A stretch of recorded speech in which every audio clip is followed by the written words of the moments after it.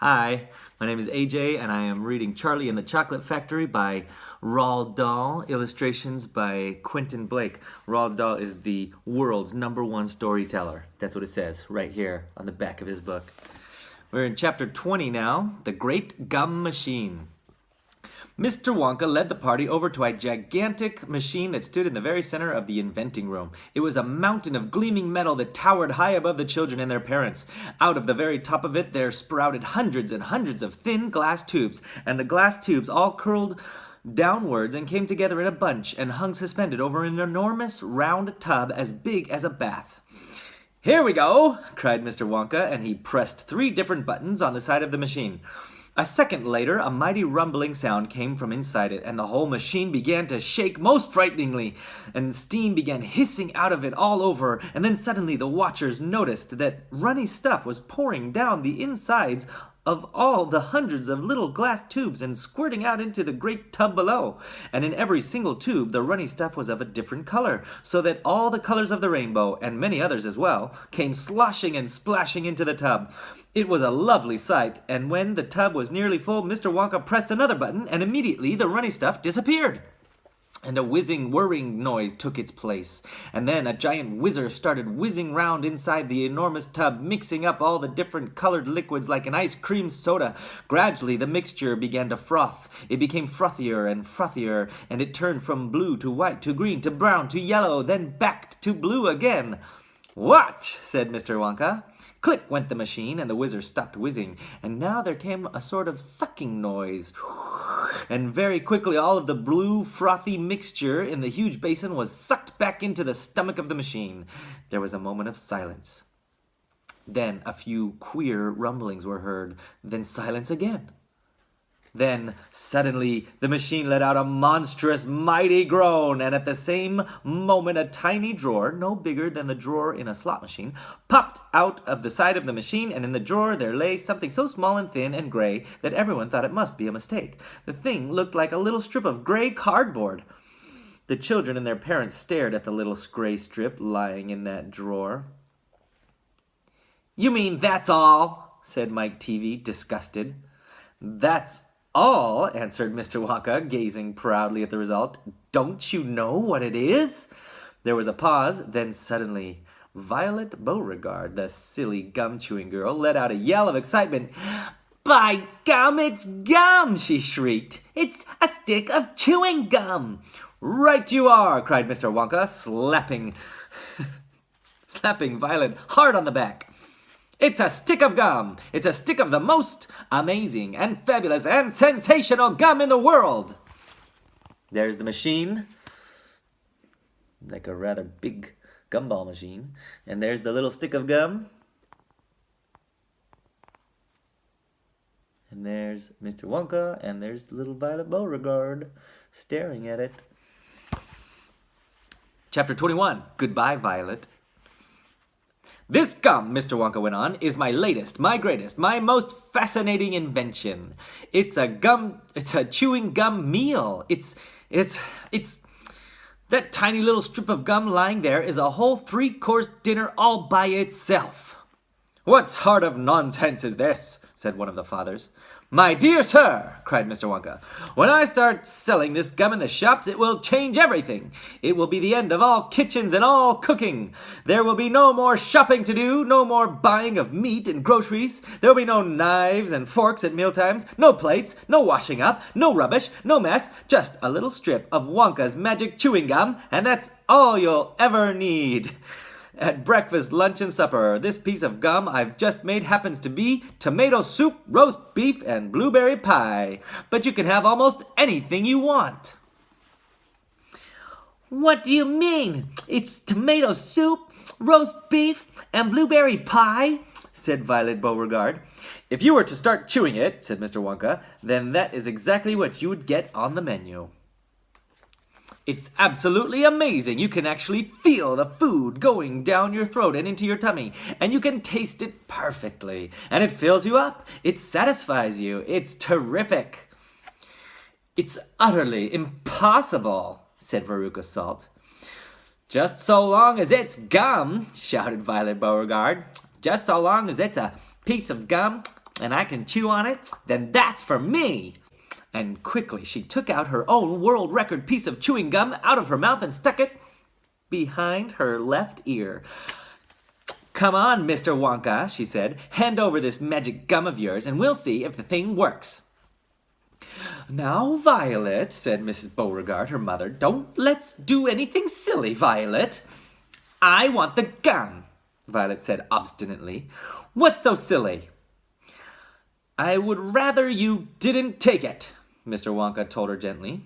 "You see, I haven't got it quite right yet. There are still one or two things—" "Oh, to blazes with that," said Violet, and suddenly, before Mr. Wonka could stop her, she shot out a fat hand and grabbed the stick of gum out of the little drawer and popped it into her mouth. At once, her huge, well-trained jaws started chewing away on it like a pair of tongs. "Don't!" said Mr. Wonka. "Fabulous!" shouted Violet. "It's tomato soup! It's hot and creamy and delicious. I can feel it running down my throat." "Stop!" said Mr. Wonka. "The gum isn't ready yet. It's not right." "Of course it's right," said Violet. "It's working beautifully. Oh my, what lovely soup this is." "Spit it out," said Mr. Wonka.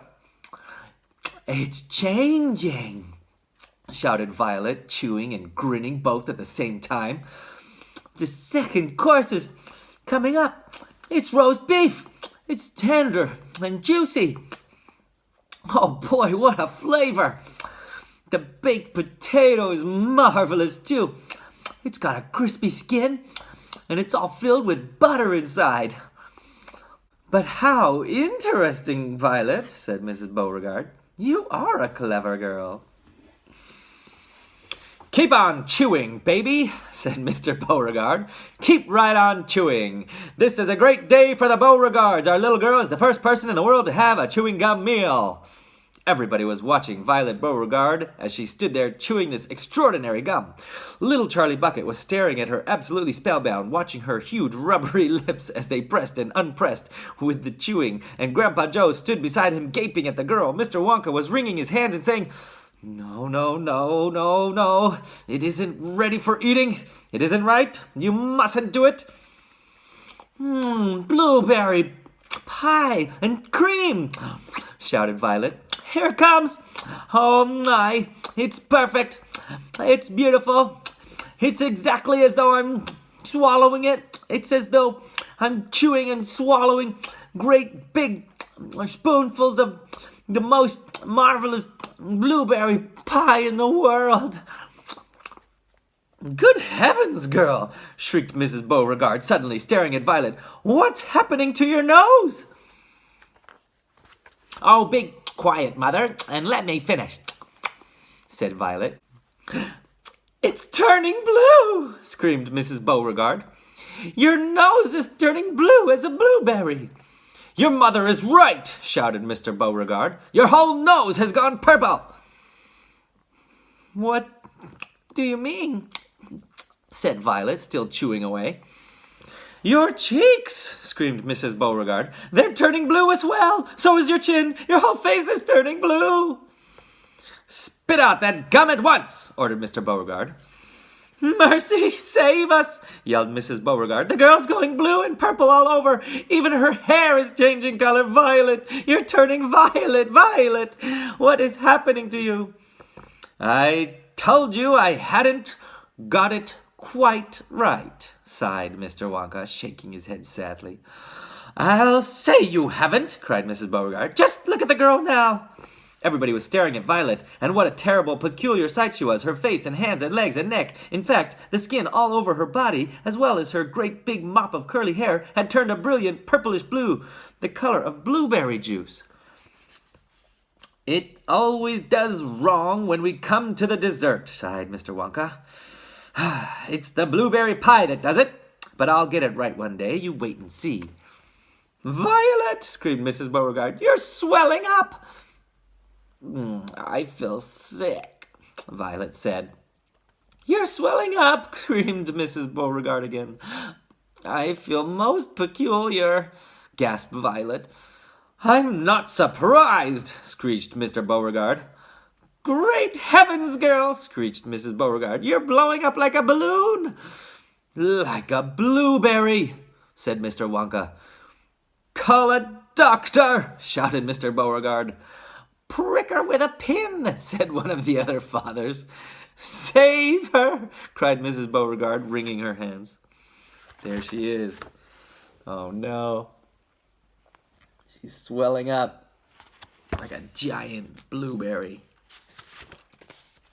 But there was no saving her now. Her body was swelling up and changing shape at such a rate that within a minute it had turned into nothing less than an enormous round blue ball, a gigantic blueberry, in fact, and all that remained of Violet Beauregard herself was a tiny pair of legs and a tiny pair of arms sticking out of the great round fruit and a little head on top. It always happens like that, sighed Mr. Wonka. I've tried it 20 times in the testing room on 20 Oompa Loompas, and every one of them finished up as a blueberry. It's most annoying. I just can't understand it. But I don't want a blueberry for a daughter, yelled Mrs. Beauregard. Put her back to what she was this instant. Mr. Wonka clicked his fingers, and 10 Oompa Loompas appeared immediately at his side. Roll Mr. Beauregard into the boat, he said to them, and take her along to the juicing room at once. The juicing room, cried Mrs. Beauregard. What are they going to do to her there? Squeeze her, said Mr. Wonka. We've got to squeeze the juice out of her immediately. After that, we'll just have to see how she comes out. But don't worry, my dear Mrs. Beauregard. We'll get her repaired if it's the last thing we do. I am sorry about it all. I really am. Already the 10 Oompa Loompas were rolling the enormous blueberry across the floor of the inventing room towards the door that led to the chocolate river where the boat was waiting. Mr. and Mrs. Beauregard hurried after them. The rest of the party, including little Charlie Bucket and Grandpa Joe, stood absolutely still and watched them go. Listen, whispered Charlie. Listen, Grandpa. The Oompa Loompas in the boat outside are starting to sing. Their voices, 100 of them singing together, came loud and clear into the room. Dear friends, we surely all agree there's almost nothing worse to see than some repulsive little bum who's always chewing gum. It's very near as bad as those who sit around and pick the nose. So please believe us when we say that chewing gum will never pay. This sticky habit's bound to send the chewer to a sticky end. Did any of you ever know a person called Miss Bigelow? This dreadful woman saw no wrong in chewing all day long. She chewed while bathing in the tub. She chewed while dancing at her club. She chewed in church and on the bus. It really was quite ludicrous. And when she couldn't find her gum, she'd chew up the linoleum or anything that happened near, a pair of boots, the postman's ear, other people's underclothes. And once she chewed off her boyfriend's nose. She went on chewing till at last her chewing muscles grew so vast that from her face her giant chin stuck out just like a violin. For years and years she chewed away, consuming 50 bits a day, until one summer's eve, alas, a horrid business came to pass. Miss Bigelow went late to bed. For half an hour she lay and read, chewing and chewing all the while like some great clockwork crocodile. At last she put her gum away upon a special little tray, and settled back and went to sleep. She managed this by counting sheep. But now how strange, although she slept, those massive jaws of hers still kept on chewing through the night. Even with nothing there to bite, they were, you see, in such a groove they positively had to move. And very grim it was to hear, in pitchy darkness, loud and clear, this sleeping woman's great big trap opening and shutting. Snap, snap, snap, faster and faster, chop, chop, chop. The noise went on. It wouldn't stop until at last her jaws decided to pause and open extra wide. And with the most tremendous chew, they bit the lady's tongue in two. Thereafter, just from chewing gum, Miss Bigelow was always dumb, and spent her life shut up in some disgusting sanatorium. And that is why we'll try so hard to save Miss Violet Beauregard from suffering an equal fate. She's still quite young, it's not too late, provided she survives the cure. We hope she does. We can't be sure. That's the end. See you later.